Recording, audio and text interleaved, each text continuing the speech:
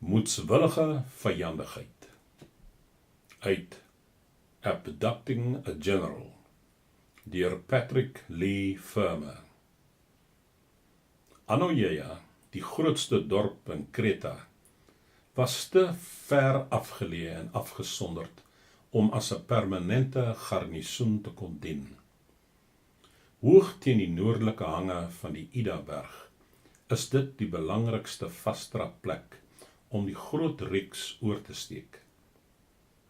Beroemd vir sy onafhanklike gees, sy eienaardige kleredrag en spreekwyse en sy ewige plaaslike trots, was dit altyd 'n onfeilbare wegkruipplek. Die vorige jaar het ek en Ralph Stockbridge, die dogter van Stefano Giannis Tramontanis, gedoop. Hy was 'n dapper en swierige man en plaaslike leier.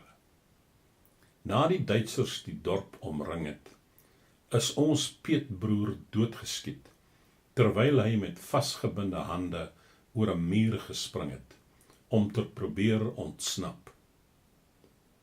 Maar ek het geweet dat ons van ander peetfamilie en vriende al die rugsteun sou vind wat ons kon benodig. Meer as genoeg. Maar daarvan was daar geen teken nie, toe ons oor die kronkelende straatklippe, wat deur die dag lemuur verlig was, opgestap het. Ek het nog steeds die Duitse uniform gedra. Vir die eerste keer het ek besef hoe 'n afgesonderde Duitse soldaat in 'n Kretense dorp behandel is. By die wasbanies het die gelag en gepraatery weggesterf. Die vrouens het die rug op ons gedraai en hul wasgoed met lawaaierige geweld gemoeker. Veewagters in jasse het ons groete beantwoord deur net in stilte verby ons te staar en om ons dan aan te kyk tot ons nie meer sigbaar was nie. 'n Ou vrou het op die grond gespoeg. Boosgesinde ou mense met wit snorre en hangwaardig skoon geskeer onder die ken, het almal buite die koffiewinkel gesit. Sakkerige broeke, opgeruigde stewels en mans met kopdoeke het op hulle knoetserige stokke geleen. Ek het 'n paar van hulle geken, maar die Duitse wapenrok, dit wil sê uniform, en die gebrek aan 'n snor, was 'n ondeurdringbare vermomming.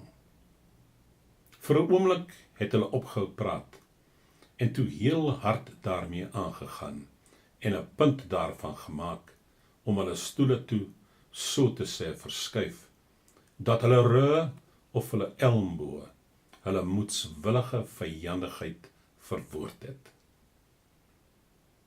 Langs die lanings is deure en vensters hard toegeklap. Na rukkie kon ons die geweeklaag van vroue stemme in die heuwels hoor. Die swart beeste het in die koring verdwaal en ons skoonfamilie het opgedaag.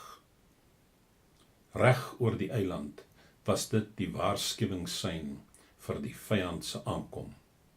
Ons was verheug om by 'n agterstraatjie en die vriendelike beskutting van Vader Menoli se huis in te dompel.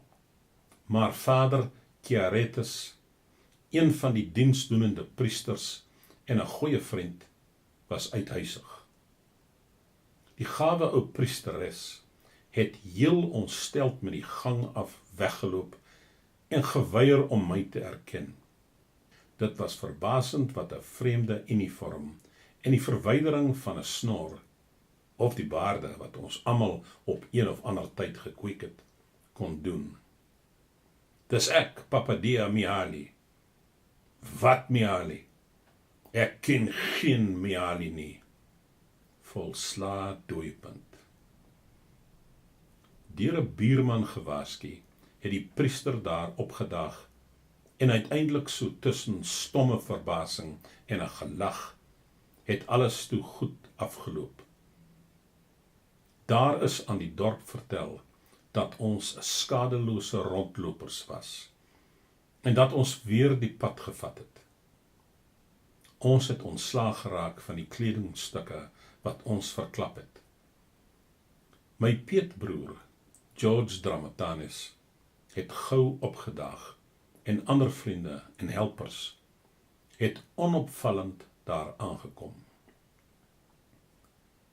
Baie gou is 'n boodskapper gevind wat die nuus aan Sandy, wat teen daardie tyd 100 myl suidoos in die berge boorkant Males en Irapetra was, kon oordra. En nog een aan Tom Dunbabin, later meer oor hom, aan die ander kant van die Idaberg. Rakie en Heningbier is van onder die groot gewelf van die huis tevoorskyn gehaal, en die priesteres, wat op die kruisbalkie van haar weefstoel gesit het, en 'n hoender gepluk het, dat die vere gewaai het toe ewe skalks geglimlag. Tot sover het nog niemand van die kaping gehoor nie. Wat was in Knossos, Arcanes en Heraklion aan die gebeure? Het hulle die kar met die brief ontdek? Hoe het dit met die ander gevaar? Dank die hemel vir Stratiese polisie-uniform. Hy het gou daar aangekom. Sy opklouter was moeisaam. Die generaal se been het met die worsteling by die kar 'n knou gekry, maar veilig. Hulle het nou 'n myl of 2 daarvandaan in 'n kloof skuiling gevind.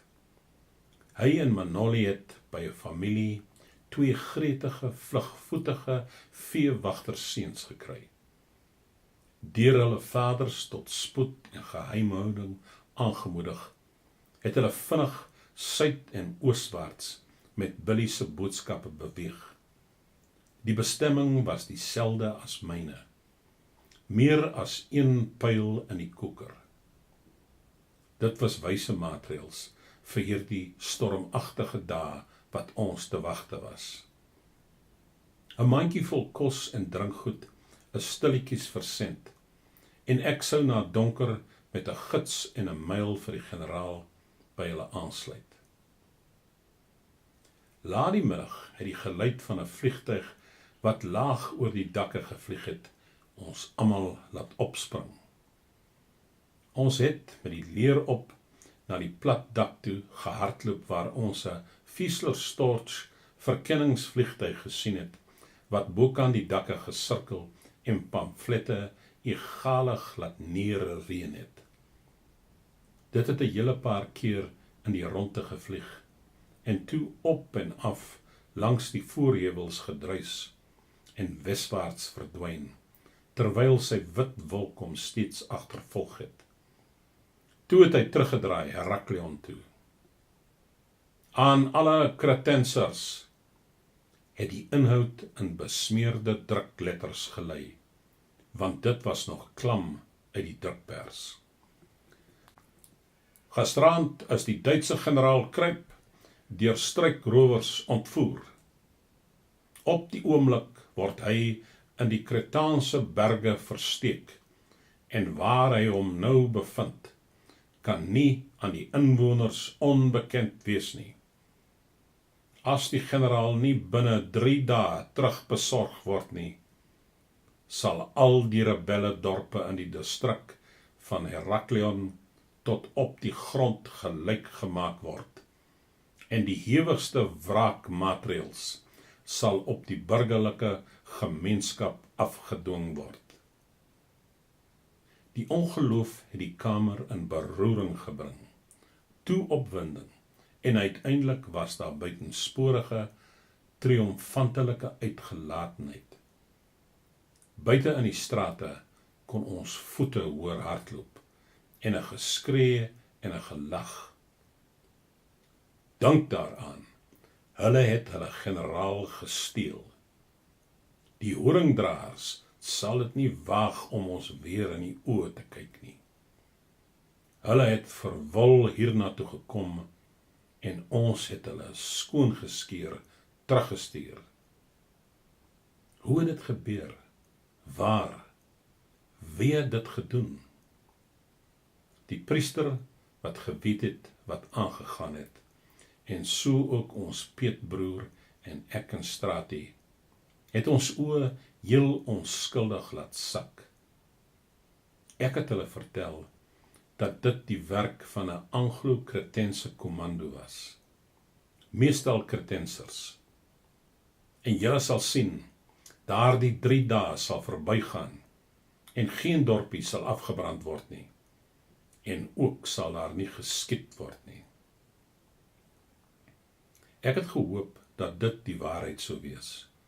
Dit het gelyk of ek die enigste een in die kamer was, wat nie deur die dreigement ontsteld was nie, en ek het gebid dat dringendheid vlerke aan die boodskapper se enkel sou verleen, en dat ons teenpamflette en die BBC nuusdiens die generaal se vertrek van die eiland af sou versprei. Het die Duitsers al die kar gevind en ons papierleidrade af na die duikbootstrand toe gevolg?